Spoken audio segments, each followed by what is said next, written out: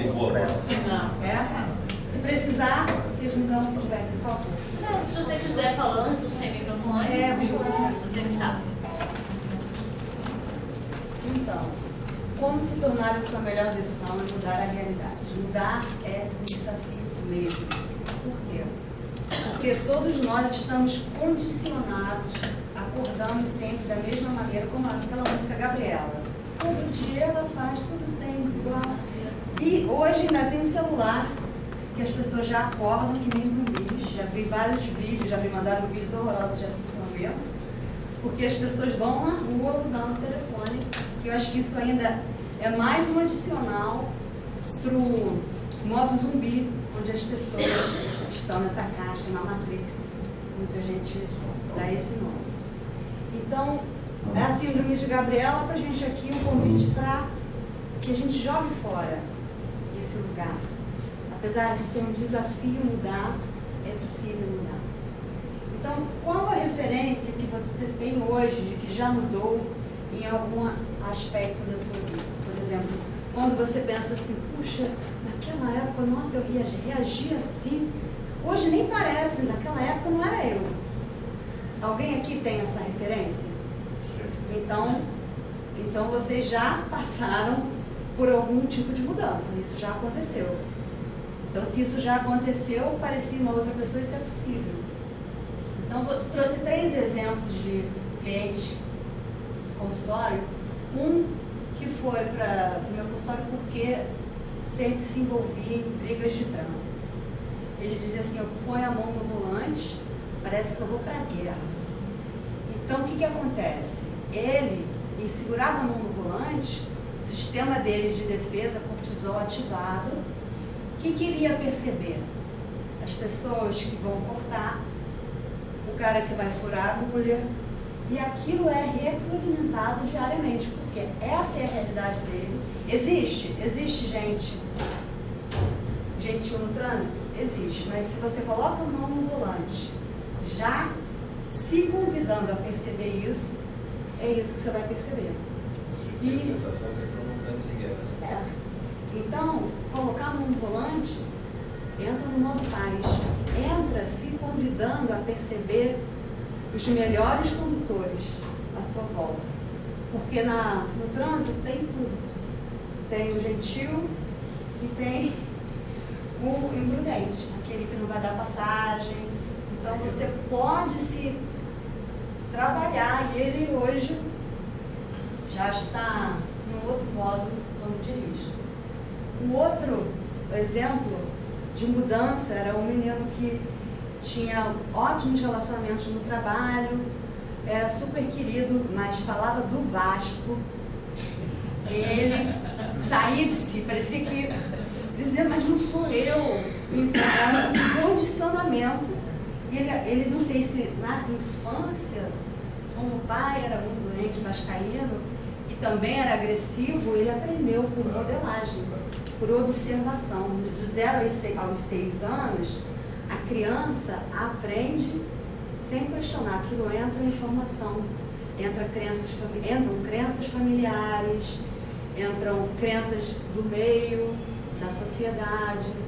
Depois dos 12, aí a gente tem que limpar o que entrou e o que a gente não quer mais. Mas até os 6 anos a gente absorve informação sem questionar.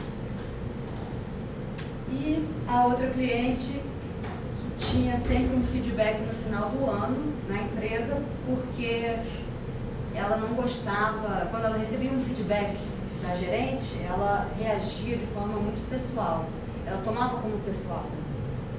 E aí ela aprendeu a receber os feedbacks vestindo a camisa da empresa, se dissociando dela, um pouco, da identidade dela, e aquilo foi muito mais confortável.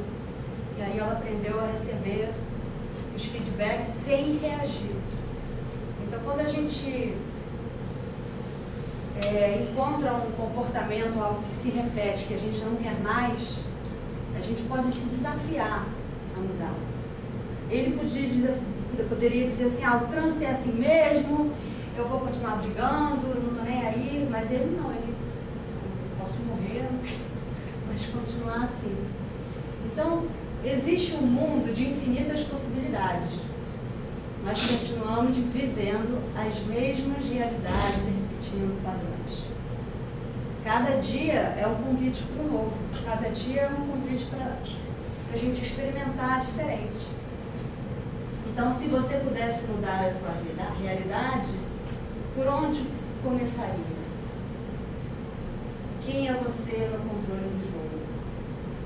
Não sei se alguém teve a oportunidade de assistir esse filme, divertidamente. Esse filme tem que ver várias vezes. Essa é uma personagem no painel de controle e o filme mostra as emoções, cada emoção é um personagem. Tem a raiva, o medo, o nojo, a alegria e a tristeza. E do painel de controle, eles conseguem ver os registros das situações que aconteceram na vida da personagem. Então, e dependendo do que aconteceu com você, você pode guardar aquela lembrança, que no filme são bolas, como se fossem bolas de gude, e cada bola de gude tem uma cor. Você guardou aquela lembrança no modo tristeza, e a bolinha é azul. E a alegria, ela quer ressignificar tudo. Ela toca um terror, e é muito interessante a visão que a gente tem das coisas e o significado que a gente dá. E quando a gente muda o significado que os terapeutas fazem, né, ajudam as pessoas a fazer, mudar um significado, a gente muda a experiência. Eu não vou me aprofundar em física quântica, mas como o assunto é energia, vem comigo. Nós somos feitos de 50 trilhões de células. As células são feitas de moléculas, organelas, outras coisas.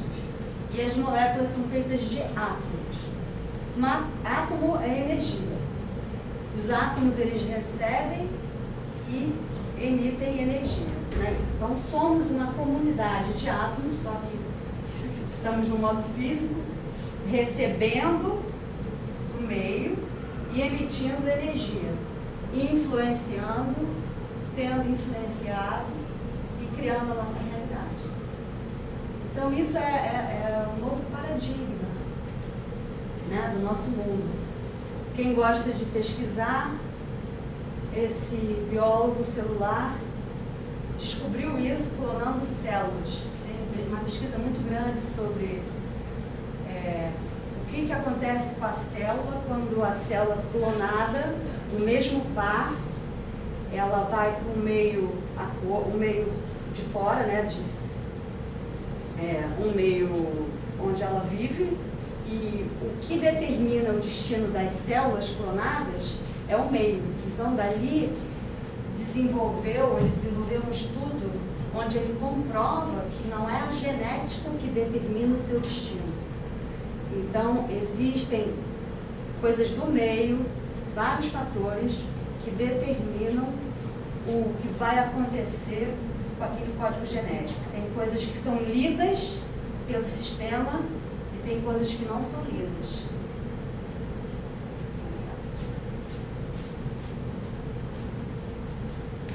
Estava precisando de água. Então, no antigo paradigma, o mundo era, o universo era matéria. A matéria se divide, estuda em partes. Para a medicina só existe o sinal químico.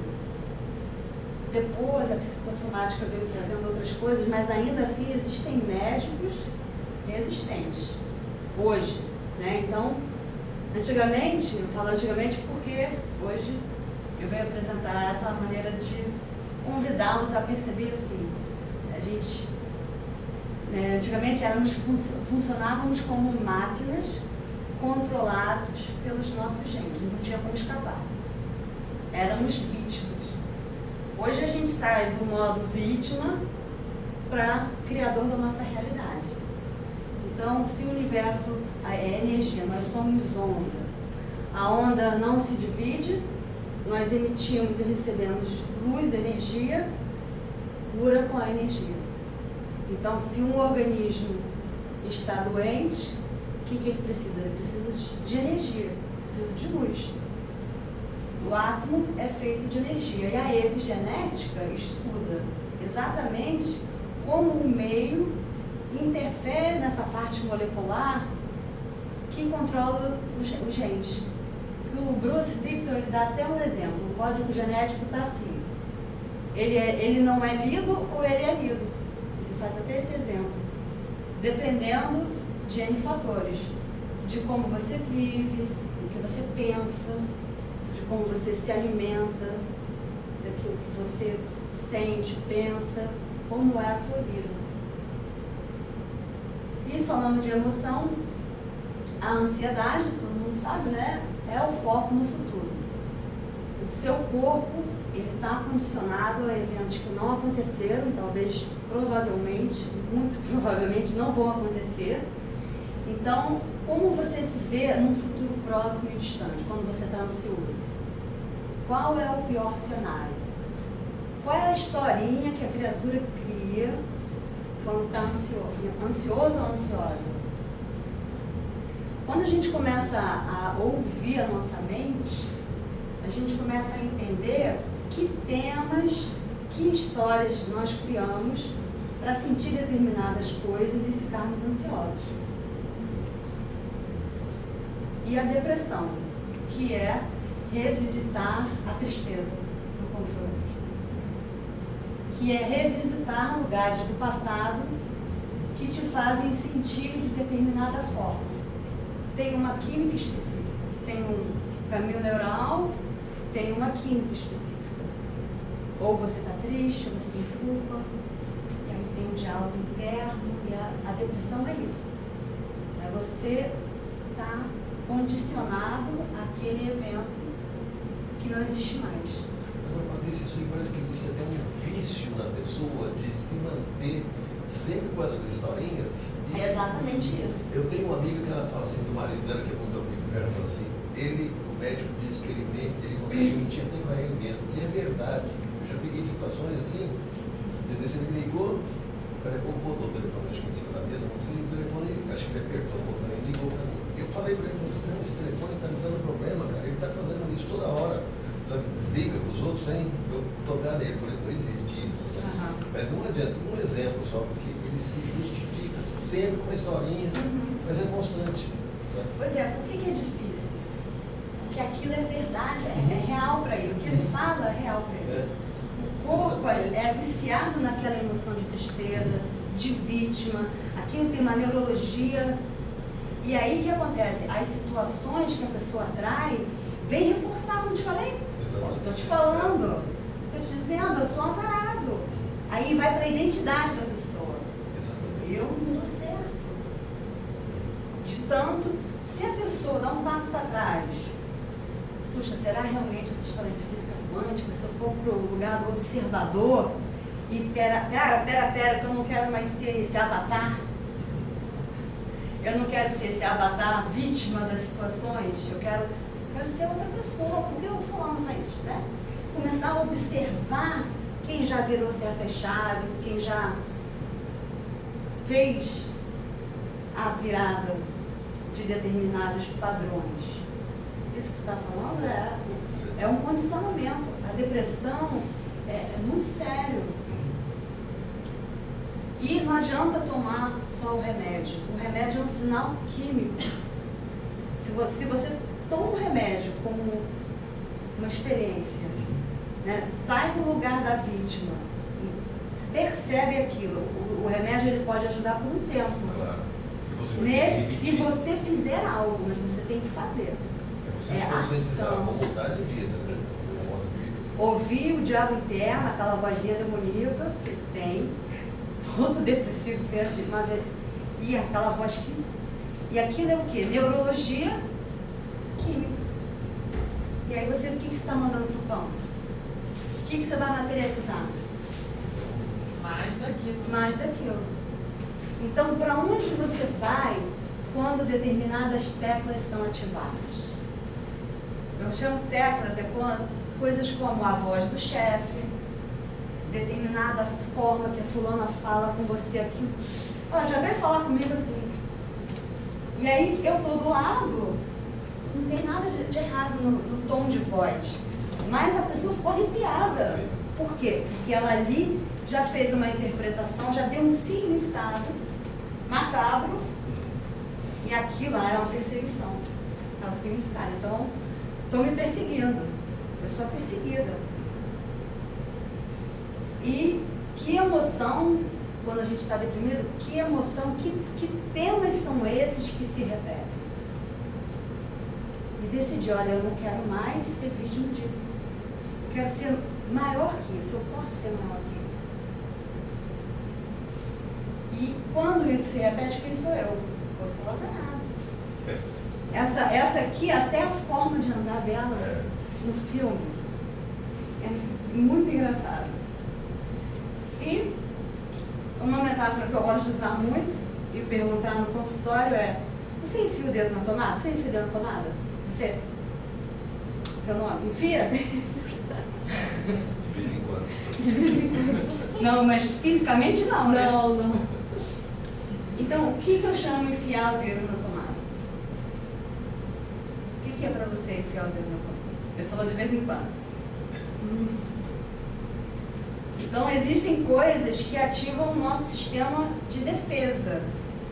Cortisol, violência, notícias. Aí você recebe aquele vídeo horrível, aí você compartilha. Poxa, muito amigo quem te mandou isso, né? Se aquilo eu recebo, ninguém me manda, porque eu tô aqui. Ninguém me manda, só me manda coisa fofa. E você vê as televisões hoje, se você vê um determinado horário, parece que é só problema de criminalidade o tempo todo. Então aquilo deixa muito tenso, a gente não percebe. Desde eu comecei a ver anos que eu mandei, comecei a apagar tudo, sabe? Eu recebi, né? No WhatsApp. Porque era só violência, sabe? Um monte de coisa. Tem gente que assiste. Mas ninguém questiona isso. Exatamente. Pra mim, ninguém manda isso. Não, isso porque sabe que eu não vou abrir ou eu vou bloquear. Isso dá prazer pra muita gente. Por quê? Mas o que isso acontece? Mais à frente a gente vai ver. Vocês já devem saber um pouco. Esse é um dos pesquisadores que eu adoro e sigo. Alguém já ouviu falar? Joe Dispenza. Se vocês quiserem anotar o nome. Ele tem um trabalho junto com o Instituto de HeartMath nos Estados Unidos, que é um instituto que pesquisa muito o impacto da frequência do coração, do campo eletromagnético do coração, no campo e no planeta. E ele faz um workshop, acho que ele fica 340 dias do ano viajando. Ele vai a todos os continentes, ensinando as pessoas a sair desse condicionamento. Então, se você tem os mesmos pensamentos, olha as pessoas em situações da mesma forma, você está no passado. Todo dia é uma oportunidade, é um convite para estar diferente.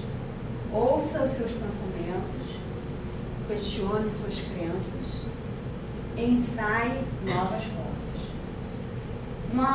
Um excelente começo para isso é você observar a sua volta.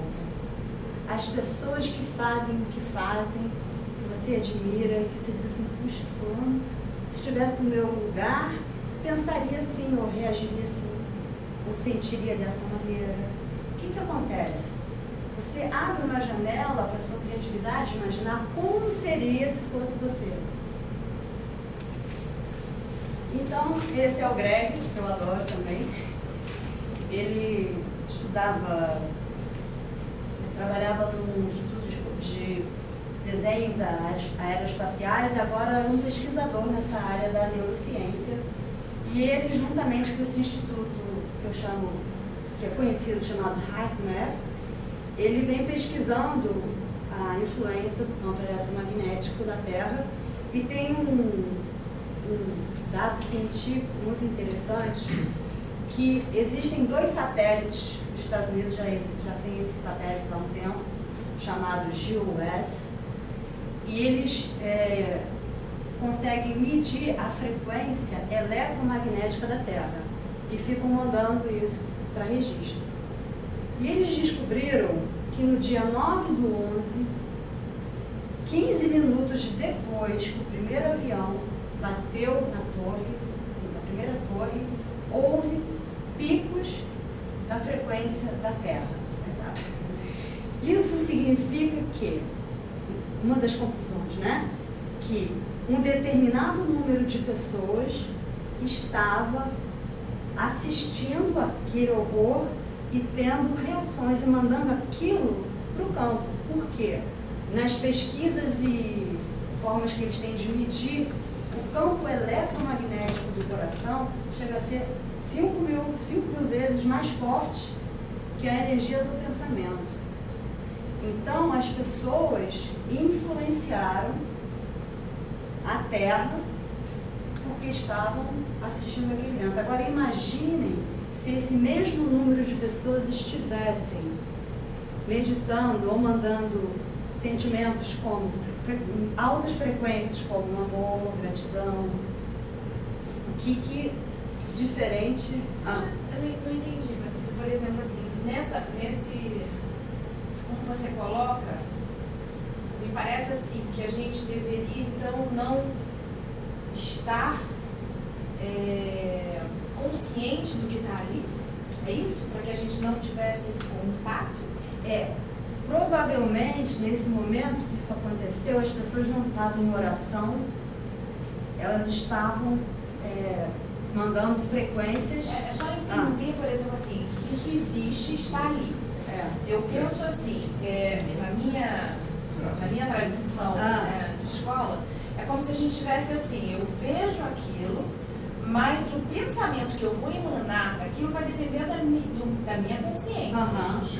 Então, se eu tivesse, naquele momento, uma consciência que existiu e legal, então eu estava, por acaso, na televisão ligada, porque eu sou comissária, e minha irmã ligou, fui comissária naquela época, eu estava voando, e aí ela me falou, puxa, você viu o avião que acabou de bater? Eu falei, nossa. E aí liguei, e imediatamente meu pensamento falou, puxa, espero que isso seja realmente uma coisa assim que a gente consiga entender a magnitude dessa coisa, porque eu não posso negar. Sim. Né? Se eu negar, é como se eu estivesse negando. Eu tenho muito cuidado com o ser humano hoje, que é exatamente a minha visão. Depressão está ligada exatamente a gente não dar conta da nossa tristeza, da nossa angústia, do nosso medo, da nossa raiva. E aí eu fico assim com esse cuidado de saber como é que isso seria colocado na tua visão, entendeu? Desse experimento? Tipo assim, quando você fala assim, mas a gente deveria não estar olhando. Não falei, não. Talvez se isso eu estivesse, então não, recebendo de uma forma. Me expressei bem. É que esse evento mobilizou de forma planetária um grande número de pessoas que estavam conectadas àquilo. E provavelmente, não da forma mais amorosa ou mandando oração, estavam chocadas com o que estava acontecendo. E ele não, na pesquisa, ele não especifica que tipo de emoção. O que ele diz é que 15 minutos, coincidentemente, 15 minutos depois que o primeiro avião bateu na torre, houve picos na frequência. Por quê? Um grande número de pessoas estavam conectadas chocadas, né, com aquilo. Estavam conectadas com aquilo. E aí existem muitos outros, fizeram outras pesquisas a respeito da mudança de frequência do campo. Fizeram em Washington, grupos de meditação, durante uma semana, com orações, mandando frequência de paz. E aí mudou o campo da Terra? Em Washington. E aí o que aconteceu em Washington? Naquela semana houve um número menor de incidentes, né? E tudo porque eles explicam que essa mudança da frequência. Se faz isso do grupo. Orações para grupos de doentes e para outro grupo que é escolhido, mas não se faz nada. E esse grupo de doentes, quando recebe a intenção de oração de grupos, eles se restabelecem muito mais rapidamente que o outro. Isso existe, está sendo feito isso. Até mostro, tem uma experiência também desse tipo, sabe? Então, é aquele negócio, a palavra tem poder. Eu acho que o pensamento também tem esse poder muito fortemente. Se você emana coisas boas, você vai conseguir passar essas coisas boas para um monte de gente. Certamente, porque todo mundo fica ansioso para contar, né? Quando vê aquele negócio da torre, todo mundo começou a se telefonar. Sim, olha o que está acontecendo. E aquilo teve abalou de alguma forma e houve um pico. Quando você falou da depressão, a depressão é uma coisa séria. E não é fácil sair da depressão. E eu não quis passar essa ideia, mas que existe um padrão. E que quando a gente começa a tomar consciência dele, a gente tem mais ferramentas para fazer algo a respeito. Começar a mexer naquilo que está se manifestando. De alguma forma que a gente está criando. Não sei se você compartilha da ideia do co-criar.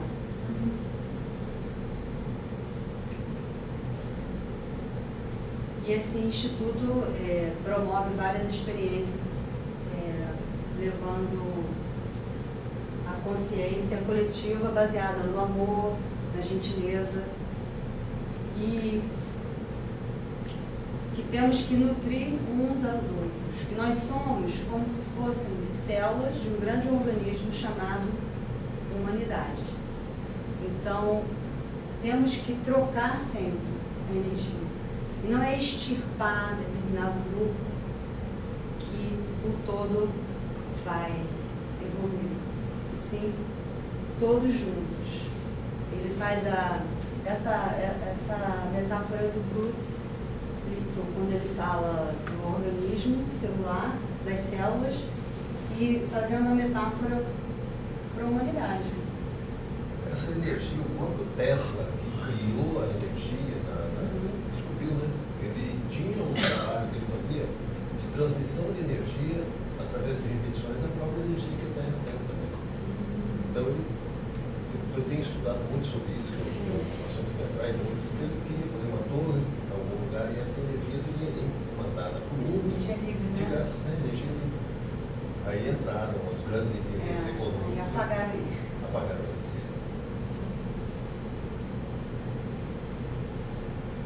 Então, a evolução, segundo a nova forma, os novos paradigmas, está ligado no amor e na cooperação. E a coerência, mente, cérebro, mente e coração, está ligada ao estado contrário ao estresse. E ou a gente está no modo estresse, defesa, ou a gente está no modo expansão. Então, quanto mais a gente tem essa consciência de que temos nossas emoções e os nossos pensamentos em coerência, a gente tem maior probabilidade de aumentar o nosso campo eletromagnético.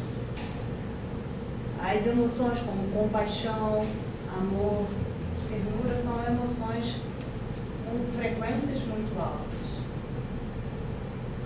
Então, a coerência mente-cérebro amplifica o campo eletromagnético. É uma pessoa com medo e uma pessoa em estado de amor. O Greg, ele descobriu um modo antigo de rezar, que é dos escritos do Mar Morto, onde ele diz que quando a gente tem um pensamento,